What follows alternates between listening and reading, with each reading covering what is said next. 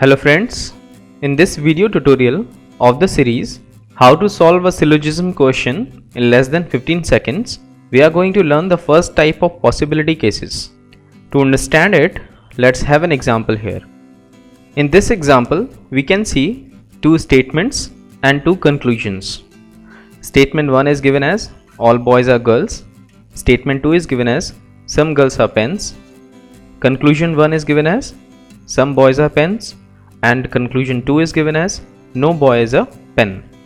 Now if we look at the conclusions first, we can observe that in both the conclusions we need to find a relationship between the classes of boys and pens, which in the statements are here and here. It's also clear that the relationship between these two classes can be found only by applying the logical deduction method here, as two statements connecting with the middle term are involved here. But if we observe further, we can see that the middle term, which is girls here, is not distributed in either of the statements. Hence we can say that we cannot find a definite conclusion between the classes of boys and pens. So is neither of the conclusions follows here? The answer is no. In such a case, we need to think of possibilities, and in case of possibilities, we need to choose the option which says either of the conclusions follows. Now let's learn the approach, how we should go about solving such problems. In this approach, we are going to discuss 3 checkpoints that you must keep in mind while reaching a confirmed case of possibility and marking the option either as your answer. So let's understand now what these checkpoints are. The first checkpoint says that in case of a possibility between two statements, the middle term should not be distributed in either of the statements, and we should not be able to deduce a definite conclusion between the other two classes given in the statements. A possibility case can also occur if we get an O-type statement as the definite conclusion between the two classes other than the middle term after applying the deduction method.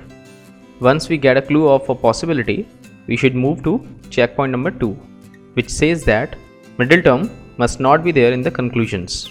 And if we clear this checkpoint as well, we should move to checkpoint number 3, which is the final checkpoint. And this checkpoint says the conclusions must be any of the combinations of E plus I or I plus O or A plus O statements. And the possibility combination you'll frequently find in syllogism problems is E plus I combination. And one thing to note here is that the classes of the subject and the predicate must be the same in both the conclusions. Now before we move further, let me repeat the checkpoints here. Checkpoint 1, a possibility case can occur only when the middle term between two statements is not distributed in either of the statements, or we get an O-type statement as a definite conclusion after applying the deduction method. Checkpoint 2 says the middle term must not be there in the conclusions, and checkpoint 3 says the conclusions must be any of the combinations of E plus I or I plus O or A plus O statements. Now let's get back to the initial example.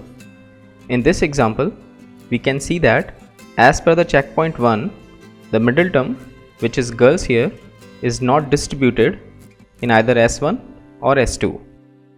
Now as per the checkpoint 2, we can see that the middle term, which is girls here, is not there in either C1 or C2. And as per the checkpoint 3, we can also observe that C1 is of I type and C2 is of E type statement, and hence they both construct an E plus I combination. And therefore we can say that either C1 or C2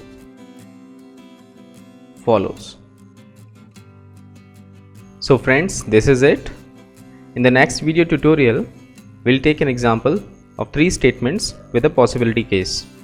So till then, keep learning and have a great time.